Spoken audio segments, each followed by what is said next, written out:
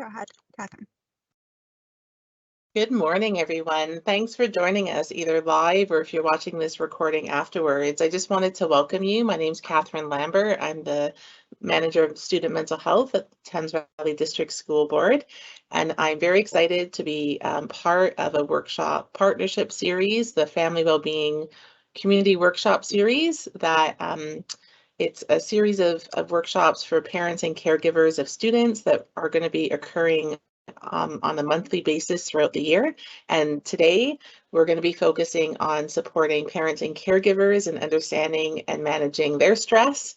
And very excited to be here with Dee from DEA Counseling, as well as Michelle from the Canadian Mental Health Association Thames Valley Addiction and Mental Health Services. That's a mouthful, but welcome Michelle and Dee.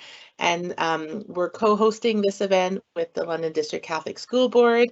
And I'm just going to pass it over to Michelle to get us started. Thank you very much, Catherine, for the introduction, and thank you everyone for joining us today for this important conversation. We know that life can be overwhelming at times, and especially over the last couple of years, we know that people have been experiencing a lot of difficulties throughout the pandemic. So we're here today to talk to you a little bit about stress and anxiety and how we can look after our own mental health and sort of talk about some strategies and skills to manage some of these difficult times that we can experience. So I figured we'd start off just by introducing ourselves. My name is Michelle Phillips, like Catherine mentioned, and I work for the Canadian Mental Health Association, Thames Valley Addiction and Mental Health Services. Yes, that is a mouthful, Catherine, like you mentioned. You can just call us CMHA TV for short. But we are a community-based mental health and addictions agency in London, Middlesex, and Oxford counties. So we span over a wide range of different counties, and we're there to really meet people where they're at in their recovery. So we offer a wide range of different services. I won't spend my time talking about all of them because I'd be here for the next hour discussing all of that, but you can definitely check out our website to find out some more information or to get connected. And a lot of the skills and tools and strategies that we're going to talk about today, there's a lot of really great opportunities that you can tap into at CMHA if you're looking for more support for yourself or for a family member, loved one, community member, colleague, whatever that may be. So from there, I'm going to pass it over to my co-facilitator, Dee, my partner in crime. Take it away. Awesome. So my name is Dee. I am the Director of Clinical Services at DEA Counseling Center. Fun story. I used to work with Michelle at CMHA, and Michelle's absolutely correct. It's quicker to tell people what CMHA doesn't do than it is to tell them what they do. Ironically, or interestingly enough, one of the services that CMHA doesn't offer is psychotherapy, which DEA Counseling offers. Look at that. So DEA Counseling is a counseling agency. We try to provide affordable counseling to everyone. We truly believe that mental wellness and education and connection and community makes everyone better. So that's what our mission is. We're a non-for-profit that wants to be able to provide our services to anyone regardless of their ability to pay, and we strive to do that every single day. And then here's our mission, vision, and values that we have, but basically we try to support and help people. I think that's the bottom line for both of our agencies. Okay, and that's me. Awesome. And I'll just go over a quick little agenda here for the next hour. So we just did a little brief overview of our services. Again, nothing too extensive. So please, again, check out both of our websites to find out more. And our focus today, like I mentioned, we're going to build an understanding surrounding our mental health, our well-being, and discuss sort of the more focus on stress and anxiety and how we can practice some self-care in our lives. We'll talk about some resources that you can tap into, and there will be some wrap-up and questions that will be answered. We're going to ask everyone to save their questions, and if they'd like to submit them into the chat box, there will be a follow-up from those afterwards. So we are live in this, and hopefully we'll answer some of those questions along the way. Okay, so we're talking about mental health and well-being. I figured I'd just open up the conversation around what is mental health. And really, if we look at mental health, it's the capacity in each and every single one of us to feel, think, and act in ways that enhance our ability to enjoy life and deal with the challenges that we do face. So it's a positive concept. We all have mental health, okay? And if we look at our mental health, we can really kind of look at it more on that continuum or the spectrum that we have up here on our screen, right? So on one end of the spectrum, the top there, we have sort of positive or optimal mental health, you know, where a person can recognize their strengths and their abilities and contribute them to their communities. They have really positive coping strategies and skills to utilize to manage those difficulties in life that we experience. They may have really positive supports and connections that they can tap into. They have a sense of purpose. You know, and you can also see where on that continuum, it can slide down to more poor mental health, where all of those things that I listed, you know, might be the opposite, where an individual may not have all those wonderful supports. They may not feel like they have the ability to cope at that point, and the key word is feel there. So many things can really factor and influence where we sit on that continuum. And I always like to think that we have this baseline of where we feel pretty well and stable in our lives. And of course, from time to time, we can be pushed outside of that baseline, right? Life happens.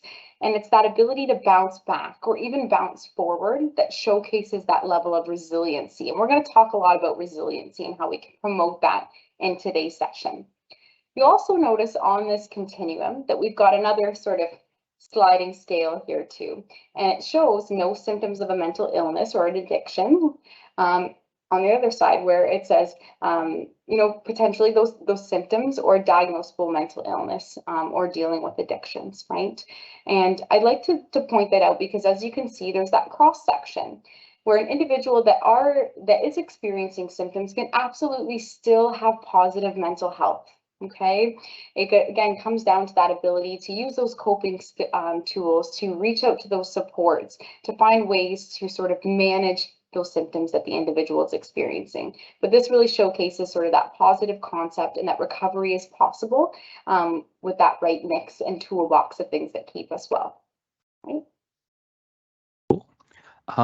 So very much like the spectrum of mental health and mental wellness and mental illness, how you're doing is also a kind of a spectrum, right?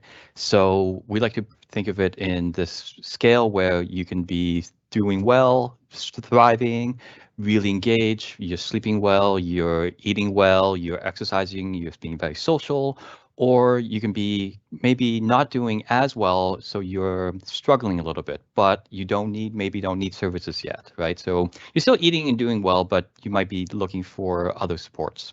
Then it goes down a little bit more where it's you're struggling and you're on the verge of crisis, right? And then you will go into a more extreme form, which might be a crisis situation. The reason I like to bring up the spectrum is because it highlights what services might be needed and when. If you're thriving and doing super well, like you're probably not going to need a lot of services. You're probably not going to need organizations like CMHA or DIA. You're living your best life. If you're reacting in this spectrum, it's like reacting and you're struggling a little bit, you might be looking for a little bit of support. That might be when you do seek psychotherapy, or maybe you're finding a case manager at CMHA just to help you a little bit with what your needs are. If you are going more into a crisis situation, that's probably going to be more, not gonna lie, that's probably going to be more the crisis center at CMHA, the walk-in, the drop-in services there, where it's immediate services versus psychotherapy, because psychotherapy is very much, it's very much different than crisis work. It's hard to explain, but like when you're in a state of crisis and everything's on fire, it's really hard to engage in psychotherapy. That's when you need someone there who's like, hey, let's do all of these things right now just to stay well and try to recover. Whereas psychotherapy is more about like the work. The red zone here would be what I would consider like emergency situations. Like that's 911. That's like, let's call 911. I need some immediate services to intervene right now. So very much like how, I don't think Michelle mentioned this, but just like how mental wellness is going to fluctuate, how you're doing is also going to fluctuate. You might be really, really good and thriving one day, 1 week, 1 month, and then you might slide down a little bit the next week or the next month. And it's okay. And if we're going to talk about this, like resiliency mentioned, that fluctuation is normal, that fluctuation is okay. You don't always have to be great all the time. It's okay to not be doing well and just admit that to yourself. Next. So I'm just going to give a really brief overview because I think we're going to run out of time. These are just some basic therapies. If you hear anything about therapy or psychotherapies, DBT, dialectical behavior therapy, cognitive behavior therapy, action and acceptance and commitment therapy, or ACT, are really huge in like the world of therapy and to help you out. DBT is all about skills to teach emotional regulation. CBT is very much learning how to like challenge and change the way that you think, because that's going to affect how you act and that's going to affect how you feel. Acceptance commitment therapy, it's kind of basically what it sounds like. It's about learning how to accept situations and committing to basically change, even if it's going to be hard, even if it's going to be difficult. The last one's neurological flexibility. This is not, I wouldn't say this is a branch. This is more of an overall theme. What's lovely and beautiful about healing and growth is neuroplasticity, this idea of neuroplasticity where we can change, we can grow. We're not stuck and we're not fixed just to do the same thing over and over again. And that's due to neuroflexibility and something called neuroplasticity. We can create new pathways, we can create new neural networks to live a different life if we're not happy with the life that we currently have. And that's an overview of therapy. There's a whole bunch more, but we don't have time. And I like that Dee mentioned, you know, he brought up that sliding scale of how am I doing? And I think that's a really important piece to look at and ask ourselves genuinely and honestly with that compassionate and curious approach, like, how am I doing? You know, oftentimes we ask many people around us, like, how are you doing? But checking in with yourself and honestly asking, how am I doing? And I think it's important too that sometimes we don't always have that conversation with ourselves, but we can start to notice the changes.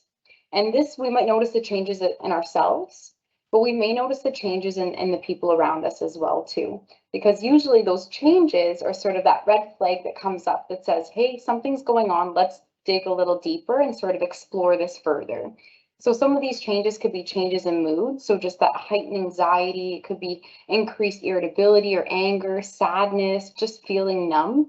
It could be changes in thinking and attitudes. So, you know, increase in intrusive negative thoughts, difficulty concentrating, potentially suicidal thoughts. It could be changes in that behavior and performance. So just feeling more withdrawn and isolated. I mean, like given the last couple of years, a lot of people have seen those changes. Hard time completing tasks, absenteeism, or even presenteeism. You show up, but you're not really there, potentially engaging in more risky behaviors. It could be those physical changes, so weight fluctuations, sleep problems, digestive issues, that's a very common one, chronic pain, or potentially those addictive behaviors. So again, it's important to recognize the changes. And sometimes the changes might not be like increased irritability or anger. It might be, you know, that change from that baseline. So for example, you know, I know a friend who's very sort of melancholy, just very like kind of like just a flat sort of emotion. And that's their normal, right? And when I see that elevated mood and a lot of excitement, like sometimes that kind of warrants that question to be like, hey, what's going on? So again, it's sort of those changes in baseline, whether they look positive or maybe negative. I don't really like using that term, but any sort of changes is worth a discussion and to explore further. And it's important, again, to have those conversations with ourselves. How am I doing when we notice these things going on? Okay. And I brought this up in a session before too, but I always like to mention it as well, because I'm sure that, you know, when we look at stress, we can all experiencing a lot of anxiety as well too, right? And anxiety can really be a helpful thing at times. It can push us forward, accomplish goals, etc. But how many of us have experienced anxiety? I'm sure there's probably lots of hands up there. You know, and we can be anxiety provoked by many different situations or triggers. So that could be a first date, a new job, giving a speech, writing an exam, climbing a ladder, all things that would cause some level of anxiety or stress within ourselves, right? And those symptoms, we can feel some apprehension, some worry, we're starting to sweat, we feel nervous, you know, and these are all features of experiencing some form of stress or anxiety. But those features are that we experience that, but it's transient. So it comes and it goes when we're not exposed to that situation anymore. It doesn't really interfere with our levels of well-being, like we talked about on that continuum. You know, we feel like we have the ability to manage those symptoms. When we start to see maybe where we're slipping into that red zone, right, like Dee was mentioning too, is where we experience a heightened amount of anxiety or stress, right? So all maybe similar situations or triggers. And some similar symptoms as well too, but some of those symptoms can be really heightened and quite frightening at times. So it could be, really severe and frightening nightmares, potentially panic attacks, just more debilitating effects too, right? And the features of that is that it's not as transient. It doesn't just come and go. It just kind of lingers there in the background. It's very pervasive. It's like that dripping tap. We can feel it, we can hear it, and it starts to get louder and louder and louder. And that's potentially where we want to start making some changes, right? Or looking and reaching out for some supports as well too. And sometimes it can feel like those symptoms are managing us as opposed to us managing those symptoms, right? We know that life gets busy, and I know that people have a lot on their plates, and that overload of stress can really really impact our levels of well-being and our ability to accomplish our goals and achieve that life that we want to. So we're going to talk about some strategies as well too, but Dee's going to dive into a little bit more about what is stress. Yes, what is stress? So like Michelle was saying, stress is and anxiety is a perfectly natural, normal human response, right? If we didn't have anxiety or stress, it's the same thing like if we didn't have pain. People think, oh, I wish I never felt pain, but you need these sensations to know what's happening. It's a way to alert ourselves that something's happening, something needs our attention. The biology of it, really quick biology. It's our nervous system responding. You've probably heard of the fight-flight system. So that's basically our central nervous system. It's when we notice that something's occurring that it's trying to draw our attention to, our nervous system activates and it's like, here, pay attention to this. This is important. Now, the reason why I like talking about anxiety and stress is this, and people say, I wish I never have stress, right? If you didn't have stress, you wouldn't do anything because nothing's trying to motivate you. And that's one of the things that I'd like to talk about is a lot of people will say this, right? And you can ask yourself this, we can't see anyone, so this is kind of unfortunate, but how many people watching today have ever thought to themselves, wow, I procrastinated a lot, or I had no motivation, or it takes me a really long time to get started doing anything? Most likely, a lot of you have felt that sometime in your life, or you've experienced that. And then most of you probably have also thought to yourself, I'm really overwhelmed, I'm really stressed, I'm freaked out, I'm really anxious. I'd like to say, like, that anxiety that you're feeling, that's your body trying to motivate you to do something. And like Michelle was saying, when we were trying to say is there's a healthy amount of stress and a healthy amount of anxiety. That's what allows you to motivate you to do things. But when it gets too much, when it overwhelms you, that's when you kind of shut down, because the nervous system's either going, I need to do something or I need to shut down, right? So stress can be both a positive and negative effect. If you take anything from this presentation, I hope you take a lot of things from this presentation, but do not, if you feel stressed, do not think that it's a bad thing, right? If you're overwhelmed, yes, let's talk and let's figure out things out, but don't feel like you have to eliminate stress from your life completely. It's actually super useful to let us know what's going on and what we need to pay attention to, right? The next few slides are kind of all interchangeable, so I'm just going to jump back and forth. Michelle, next. So basically, what causes stress? So there's we talked about this a little bit before. There's a lot of factors that cause stress, right? Stress can be caused by cognitions, how you think about things. It can be caused by something physiological. It can be caused by social interaction. It can be environmental, right? So there's a lot of different factors that cause stress. Some of it are within our control. Some of it is not within our control. One of the core strategies is learning the difference between what is and what's not. Right? If you can identify what's in your control, those are the things that you can work on changing. We'll teach you a few strategies to change those things, and that's going to alleviate your stress. If you realize there's things that are causing stress are environmental or social and outside of your control, right? So like, what's a good example? COVID is a great example. We've been living in a pandemic too long. It's completely skipped my mind. COVID's a great example. It's a very stressful situation, But unless if you're an immunologist with cutting edge research and an amazing lab and infinite funding, you're probably not going to solve COVID. You're not going to find a cure. So it's about learning how, like, that's out of your control. How do I live my life with this stressful induced situation that's out of my control? So those are just some of the causes of stress and how we respond to them. We're going to talk a lot about like what we call locus of control, what's in our control, acceptance, all of that moving forward, because that's one of the key factors on learning how to manage and live and deal with stress. Last slide for me. So this is kind of how it ends up happening. So this is what we call kind of like the stress cycle. So what ends up happening is something happens, and if we don't think it's important, we're like, oh, great. We just don't notice it, right? Our brain's not going to catalog it. It's going to go whatever. But if our brain does notice it, it's like, oh my God, this is going to be important. This is going to affect something. Our brain's going to go into it's going to activate. It's going to turn our nervous system. So this is where I call the central nervous system. It's going to activate something called the sympathetic nervous system, which activates our responses, right? We breathe faster. We are energized. This is what causes the fight response, right? So it's going to go like, we need to do something about this. We need to do something about this. And this is what causes a lot of worry, right? If you ever find yourself what we call ruminating, just fixating on one thought over and over and over again, that's your brain going like, you need to fixate on this. So you need to figure out what's going on and how to change it and how to fix it. And that's going to be activating your sympathetic nervous system. You're going to breathe harder. You're going to breathe more shallow. You're going to try to do something. If you get to a state where it's really hard and you realize you can't do something, your system's going to activate what's called the parasympathetic nervous system. That's going to shut everything down. That's going to say, like, you can't do anything. You need to you need to stop. You need to do nothing. And this is when we feel like really tired and overwhelmed and we feel sluggish because our body's trying to balance it out. It's going, your brain, your mind, your nervous system's like, nothing can be done. So you need to like stop doing everything to conserve energy.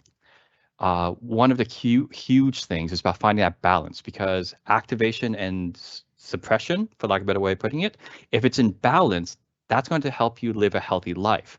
But if you're always in one state or another to really extreme, that's going to be unhealthy, because if you are in a situation where you want to do something you can't and you can't accept that, that's going to feel really bad.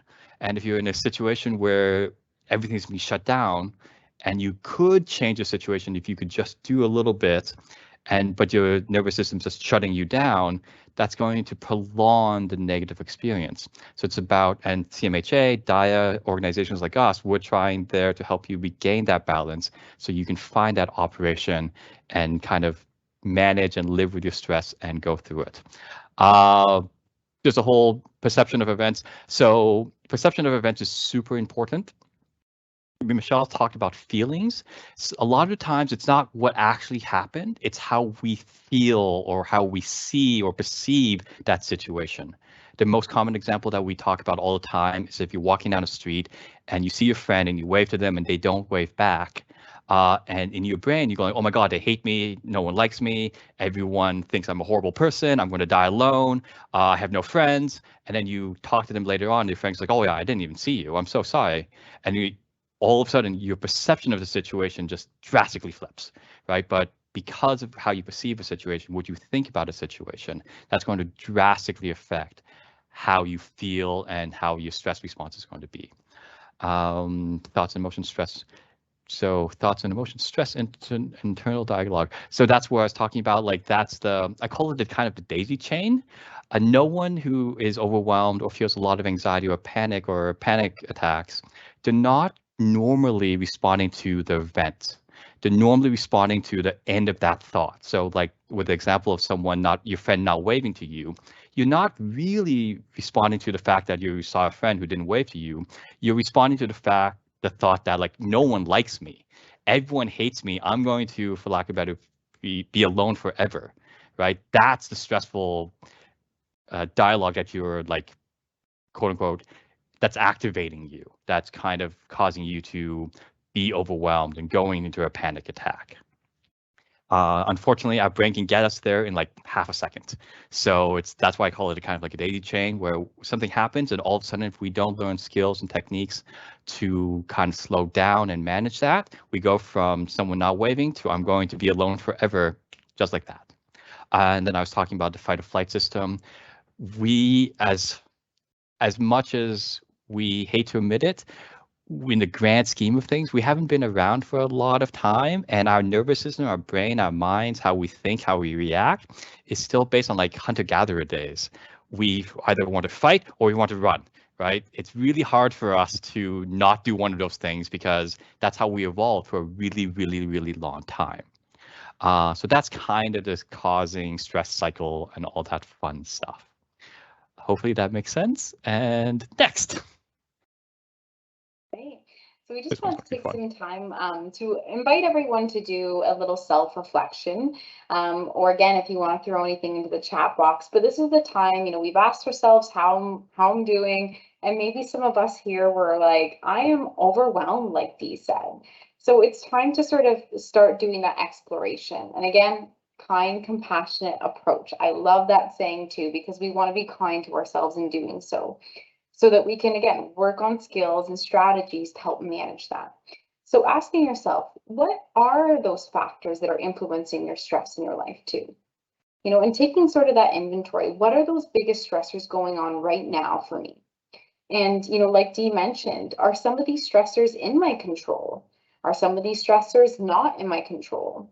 And sort of getting that inventory and having that awareness really helps us to move forward in terms of how we can sort of manage and use those skills, which we're going to go into. So the first step, again, is identifying what is the thing that's causing us the most stress, that fear, that anxiety, whatever that may look like, whatever the words you have for that. Okay. So hopefully you took a moment to just do some of that reflection. I'm thinking about this right now, right? Life can be busy. So just take a moment to check in with yourself. How am I doing? What's causing me the stress? Okay. And then let's talk about some ways that we're going to manage that. Okay, so we're going to talk about some short-term and some long-term strategies that we can start doing. Because like Dee mentioned, when we're in that crisis situation where we're feeling this heightened amount of stress, anxiety, feeling overwhelmed too, there's certain things that we can do in that moment that are immediate and have that immediate short-term response. And there's some things that we have to kind of work on that take some longer time strategies to do, like counseling, for example, psychotherapy, like Dee was mentioning. These are steps and skills that we keep building on and practicing, right? If we think about habits, how long does it really take to really make something a habit? It takes some time, right? They say, what do they say? 21 days? I think it's longer than that. They say that, but certain things can definitely take much longer than that. So we're going to talk about some short-term and some long-term strategies that we can do, right? So the first step, again, is that we want to start building that self-observation. So that ability to self-regulate really depends on that ability to self-observe. So we talk a lot about, doing that reflection, building some self-awareness. When we can start to cultivate that self-observation, we can help increase that self-regulation, right? And regulation is sort of bringing down the heightened feeling of those emotions that we do experience, right? Every emotion serves a purpose. It's there for a reason, but sometimes those emotions can be quite extreme and quite high. Right. So how can we sort of regulate some of that too? So again, we want to notice and address that inner critic, right? So some of those unhelpful thoughts or that internal dialogue that Dee was saying, do we want to challenge that? Do we want to stand up to it and sort of figure out sort of what we're saying to ourselves and how we can sort of counteract that? We want to focus on the chain and where it can be broken, right? So, what was that leading event that caused that stressful experience to, how did I feel about it? How did I respond to it, right? Was that response or that behavior helpful for me in the long term? Was it maybe not so helpful? We're trying to do, again, some of that self-reflection so we can understand sort of how do we typically respond to stress and how we can sort of maybe shift that a little bit or use the skills that are helping us and be consistent with that too. Can we address some of those underlying issues? So some of those vulnerabilities, right? So those could include, maybe we've just had a really crappy sleep the night before, right? Maybe we haven't eaten all day. Hunger is a real thing, my friends, right? Maybe we've had a fight with a loved one, right? We have these vulnerabilities that sort of put us more at risk for feeling that overwhelming feeling of stress. right? We're setting some goals, or I like to even say, instead of goals, intentions for ourselves, right? We know that behavior change takes putting in some action, setting up some, steps for us to get there. So we want to sort of focus on doing some of that goal setting or intention setting. And we're going to work at reacting differently to our thoughts and our feelings by practicing a variety of skills, which we're going to go into next too, right? But like I mentioned too, building that self-awareness, being in tune with how you're feeling is important in managing that stress and our response to that surrounding environment. So again, identifying the source, try to understand the ways you typically respond, be aware of those vulnerabilities, manage your expectations, and be kind to yourself. We're humans, right? I don't know if anyone here has that perfectionist mindset, right? Have to do everything right, perfect all the time.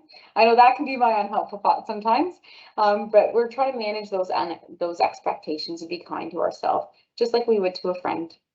And identify and regularly practice those strategies to support wellness. So there's many different tools that we can do. All right. Sorry, Dee, did you want to jump in there? Oh, no, I'll go on. Oh, sorry. I thought you were going to jump in there. I'll No, go for it. Oh, no, I was just going to say, like, shameless self-promotion and plugging. You don't have to do this alone. And it's a lot harder to do. Like, it's really easy to say these things, and that insight and self-awareness and curiosity and self-compassion is super easy to say. You need to do these things, and these are very useful. Don't feel like you need to go at it alone. That's why organizations like CMHA and DIA exists.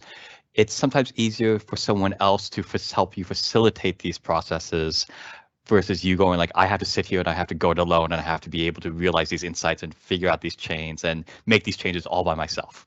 Shameless self-promotion. Yeah. Just wanted to throw that in there.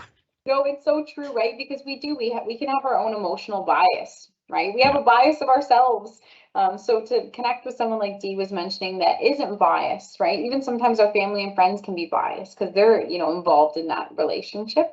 So it's nice to kind of have someone that's disconnected from that to really give you a sort of a subjective way of working through that without that emotional connection. Cool. Awesome. That leads into the next one too, some long-term strategies. So some strategies that we can really start practicing and making habits, right? So, and remember, stress isn't a bad thing always. The goal is to befriend stress, not to eliminate it. And that's a wonderful saying by Brene Brown. I don't know if anyone's a fan here. She has some fantastic work. Yeah, go check her out. But befriend stress, not eliminate it, right? Because that's not a very realistic goal for us to have for ourselves, to get rid of it all, right? Stress is inevitable. It's part of life, right? So leaning on those emotional supports, and that can take many different shapes and forms. So that could be, our professional supports, like Dee's mentioned a few times too, right? Some psychotherapy, counseling supports. Maybe it's reaching out to your family doctor. Maybe it's connecting to a support group in the community. Emotional supports can take that form in terms of our friends and families. Do you have people in your life that you trust, that you can share your experiences with without being judged? Do you have those safe spaces to sort of open up? Because sometimes even just talking about our stress can help reduce it significantly, right? As soon as we kind of express it outside of our minds, right? Because we can live in that cycle like Dee was showing us. Sometimes just talking about it with a close family member or friend can be really, really helpful. So leaning on those emotional supports, and it's using them, right? It's really taking the time to tap into that as a skill and a tool. And I've heard this many, many times over my career, is that people sometimes feel guilty going to their friends, family members, or reaching out for support when you are feeling overwhelmed or struggling, because it feels like you're putting that burden on, and that's not the case, right? Like, use those to your advantage, because I know we probably have our go-to people in our lives, and if we don't, there's a lot of really great professional supports out there that are in place, that are available.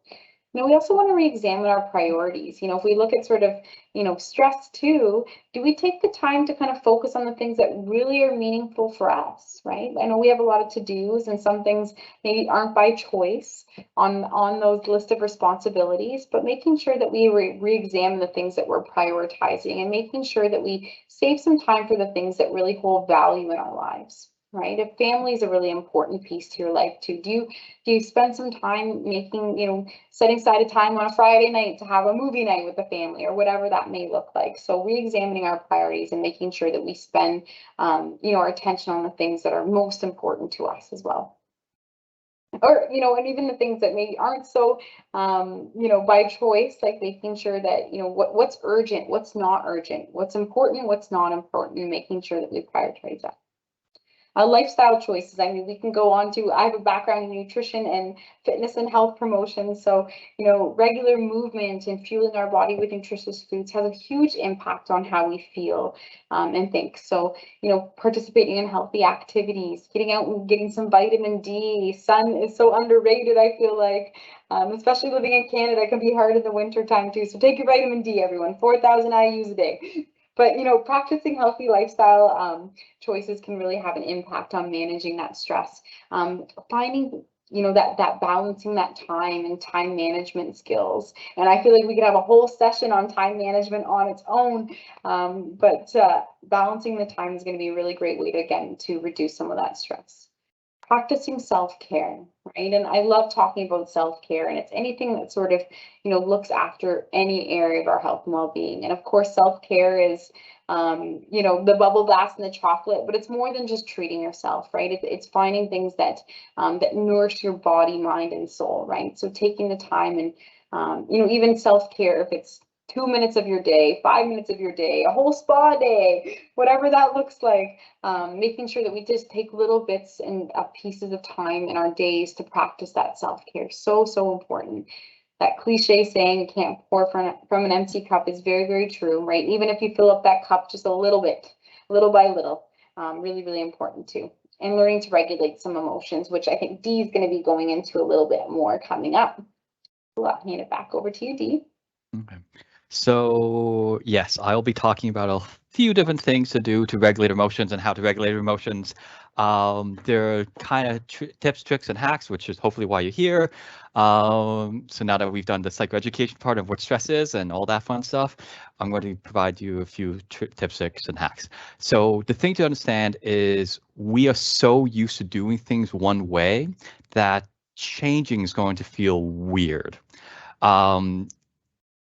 To demonstrate this, I want people, hopefully you do this, I can't tell, but I want people to clasp their hands together, and you're going to naturally interlace your fingers a certain way. So like either your left or thumb is going to be on top, and it's going to feel comfortable. It's going to feel normal.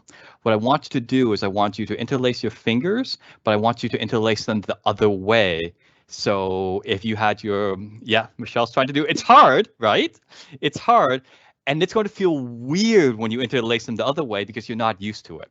So a lot of these things where you're saying, like, when we're asking you to try these things with like workers or counselors or therapists that tell you to try things, it's going to feel like that. It's going like, I don't like this. This feels weird. A lot of these techniques have been backed with research and practice and evidence. So we just ask you try. We don't say like you have to do this. We're just asking for try. The thing being said is physiology is probably the fastest way to de-escalate stress, right? We can control how we think about things, but it's hard. We have a very hard time controlling how we feel about things. It's very, very hard just to like turn emotions on and off. But one of the things that we have a lot of control is our physiological responses, right? The mechanics of our body. So I'm going to be using these kind of hacks to give you some skills that might allow you to de-escalate your stress relatively quickly. Next. So this is called the TIP skill. It's an acronym. I stole it from the modality DBT, dialectical behavior therapy. These skills work on physiology, so they generally work for everyone. They work really quickly to help a person regulate when you're feeling really, really really dysregulated, really, really stressed, really, really overwhelmed. I will say they do not last super long. So they'll give you a brief window of relief for maybe 20 seconds, 30 seconds, a minute. And then if nothing changes, all of that pressure and stress is going to come flooding back. So these skills are designed to help you regulate a little bit so you can do something else. right? So you can maybe change the way you think, maybe try another skill, maybe reach out for help, maybe connect with someone, maybe da da da da da da. So I will throw in that caveat. These are not going to change your life forever. These are just going to help you manage in those moments of intense overwhelm and stress. So there's 4 basic skills: temperature change, intense exercise, paced breathing, paired muscle relaxation. I'm going to go over intense exercise first because it's kind of simple, the easiest to explain. If anyone here works out or exercises regularly, and you might get that sensation, I don't know, Michelle, I know you do a lot of fitness, you might be able to attest to this. You feel better after like a good workout. And people talk about like, I feel better after a good sweat and a good workout. And that's because physiologically, that's what's happening, right? Your brain's releasing endorphins. It's going to make you feel better. You don't need to exercise for hours and hours on end though, right? That's actually something like known as overcompensating. You just need a burst of exercise. So anything that gets your heart rate up, and that's based on your fitness level, right? Some people might need a lot of intense exercise to get their heart rate up, while other people might not. I'm sure if you're like Usain Bolt, you probably need a lot of exercise to get your heart rate up. Whereas if you don't normally exercise, you probably just a quick jaunt's going to get that up. You just want to get your heart rate up a little bit, because what's happening in your system is your system's stuck. It doesn't know if it wants to run or it doesn't know if it wants to fight. So it's stuck, and that's why when some people get really stressed, especially when you have a panic attack, you start shaking. It's because your body's trying to determine what to do. And since it doesn't know what to do, it's trying to shake out that nervous energy. So that's why intense exercise is so useful. Just a quick burst, 5-10 minutes, get your heart rate up so your body can go, oh, okay, we're doing something now. Cool. Okay, now we've done something. What's next? Can I think about the problem a little bit? Can I feel something else? So that's why intense exercise is so useful. We don't have time about this. If you connect with us, I might be able to tell you the story. There's a neat research article about like zebras and how they don't get ulcers. Super funny story. But that's what they do. So they shake out their nervous energy after they get chased by like a predator, and then they can go back to eating. And that's the same principle. So temperature change is a little bit harder to explain. So temperature change is basically working on something called the mammalian diver response. So if you've ever done a polar bear dive, you will know what I'm talking about. So polar bear dives is when you jump into like ice cold water. If you've ever done that, everything slows down, everything becomes quiet. And that's because our brain, from an evolutionary perspective, our brains are designed to shut everything down in that situation because it thinks that we're going to drown. It's a little bit morbid, but that's actually what's happening. And we learned that if we stay calm in those situations, we have a higher level of survival. If we start flailing around, we're more likely to intake water, and then we're going to not survive. So if you've ever taken like a really cold shower, you got cold water splash on your face, or if you like were feeling really angry and you walked out into the snow and you felt better, that's what's actually happening. So temperature change is a really good way of doing it. It's probably the most effective way out of all of these strategies, but it'll also last the least amount of time, right? So the official way of doing this, you take a bowl of ice cold water, you dunk your face into it, you hold your breath for as long as you can, and you pull and you lift your head up, and it's going to help you like regulate a little bit. I wouldn't recommend this if you have a heart condition, and most people don't have a bowl of ice cold water just ready to go. So it's about like the splashing that cold water onto your face, or getting ice packs, putting on the back of your neck, over your eyes, just kind of lowering your body temperature, because like I said before, we're using physiological hacks, right? Your body's designed to respond to these things. So if you can lower your external temperature, it's going to trick your brain to thinking things are calming down, things are okay. Right? It's going to activate your parasympathetic nervous system, basically. The next one is paced breathing. Normally, if we're doing this like in person, where I'll have people do this, but paced breathing is this idea of there's a lot of different breathing techniques like box breathing or like counting. They're very useful if they work for you. However, the thing to really know is you just want to exhale a little bit, then you inhale a little bit longer than you inhale, because every time you inhale, your sympathetic nervous system, the thing that activates you, is turning on a little bit. When you exhale, your parasympathetic nervous system is activating, and that's what's kind of bring you down. So if you exhale a little bit longer than you inhale every time, your nervous system and your systems, they're going to naturally level off to a lower state. The trick that I normally tell people is apparently most people reach for their phones every like 12 to 13 minutes. So if you, every time you reach for your phone, if you just take a breath, it's a really good way of prompting you and reminding you just to take a deep breath, right? And you just want to like inhale, and to quote unquote breathe correctly, properly, you want to breathe through your diaphragm and extend your abdomen, because it's going to push on what's called the vagus nerve, which also kind of makes us feel calmer, right? There's a whole bunch of like anatomy. I could talk about this all day. I just don't have the time. So that's how you breathe correctly. If you want to test it, you would put a hand on your heart basically and a hand on your stomach, and you're always just trying to extend your abdomen so your hand on your stomach is moving more than the hand on your chest. I will say this, and I tell people this all the time, most people don't like taking breaths, not because it doesn't work, but because at some point in their life, when they felt really overwhelmed and felt really stressed, they were told to calm down and take a breath. And it's that sounds like really invalidating. It's like, oh, I'm overwhelmed, I'm stressed, I can't handle it. What's wrong? Just take a breath, breathe through it. So if you're one of those people, if that's the situation you're going through, it's about recognizing that a breath is useful. There's probably some like associations that are making it harder, which you can work through in therapy. So yeah, so that's paced breathing. Paired muscle relaxation is probably the most complex skill we have, and I'll give you the cheats version of this skill.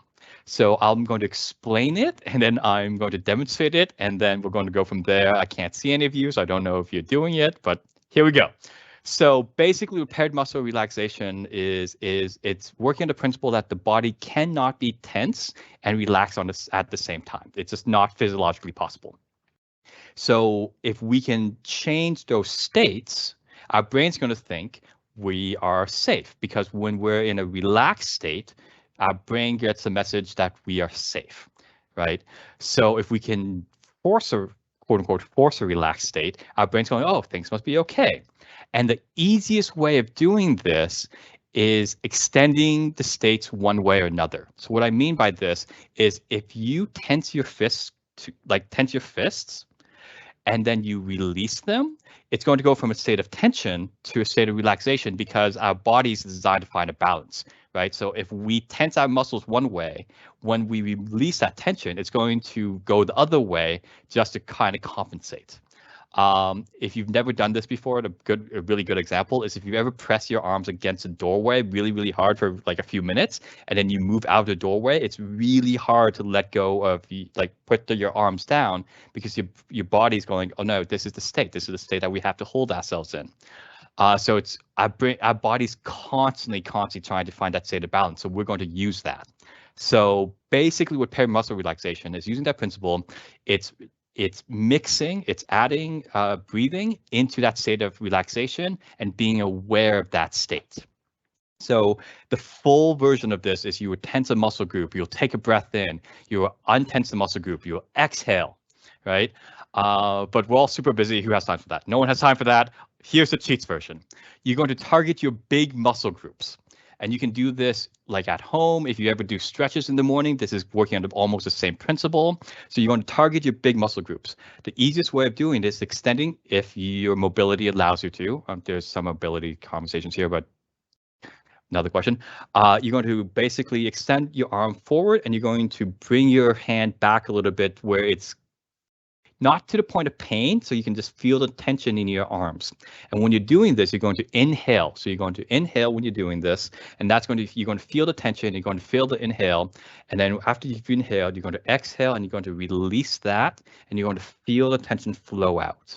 So you're going to, again, I'm going to demonstrate with the other arm, you're going to bend your wrist back a little bit so you can feel tension through your forearms, your big muscle groups, while inhaling.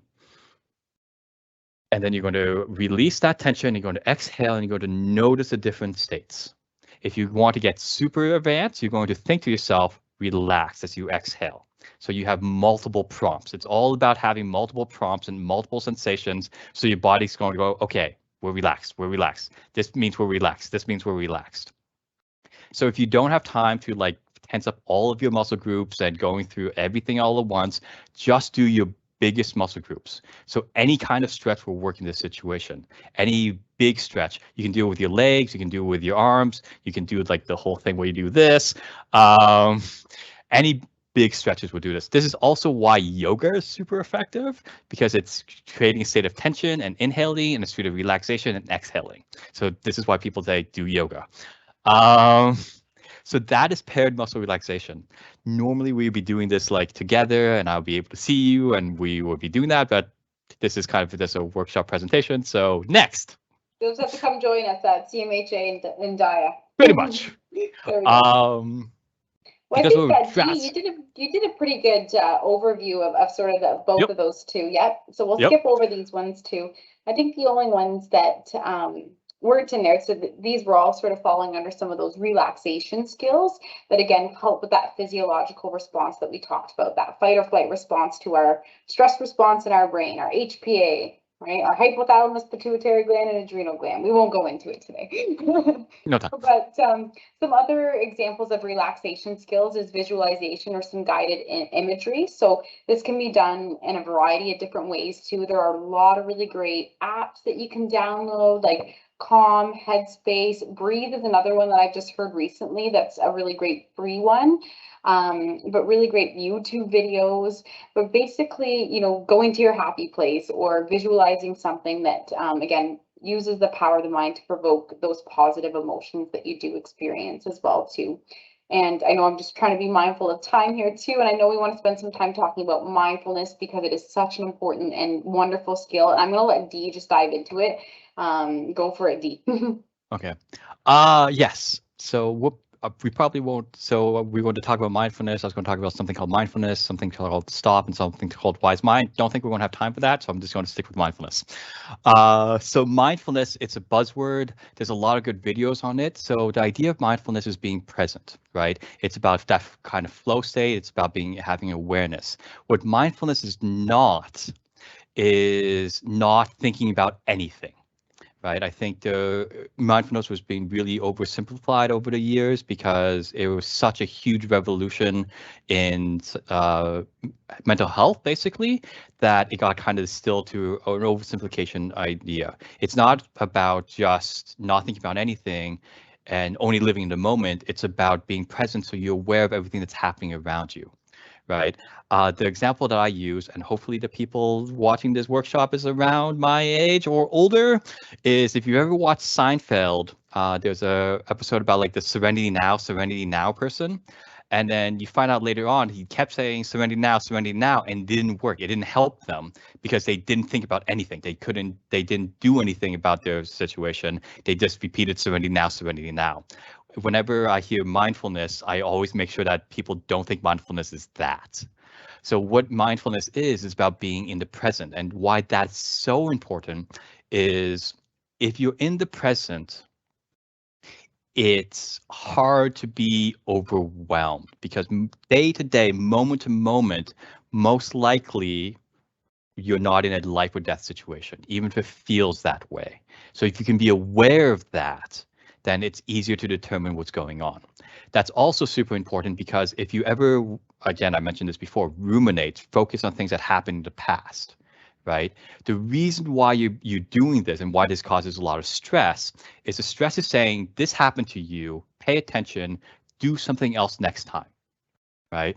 So that's what the stress is trying to do. That's why Michelle was talking about and I was talking about stress can be useful. That stress is saying, hey, this situation was important. You need to learn and grow from this, right? But if we don't take that message away and we just focus on the stress, then that becomes a rumination, that becomes overwhelming. I can't change anything. Everyone hates me. I got rejected. I got fired, all the things that we think about. I'm not good enough, right? Because XYZ happened. I failed that test. And we're not learning from what happened. We're fixating on the feeling. So that's when stress becomes unuseful, unhealthy, right? And it's important to understand you can't change those things.